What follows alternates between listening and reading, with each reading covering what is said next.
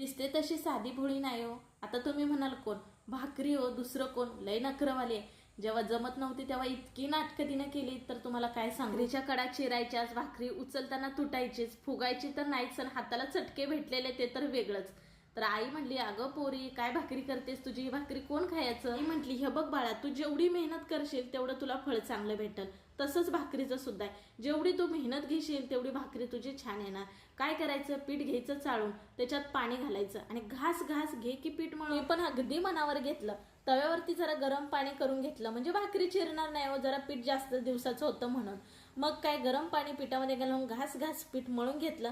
खाली थोडंसं पीठ लावून छान अशी भाकरी थापून घेतली, गोल गरगरीत भाकरी करून घेतली. मग काय तव्यावरती टाकून वरून पाणी लावलं आणि मग काय भाकरी शेकून घेतली. फुगली ना राव माझी पण भाकरी. आई म्हटलेलं अगदी बरोबर आहे बरं का, मेहनतीचं फळ नेहमी गोड असतं. चला तुम्ही सबस्क्राईब करून घ्या.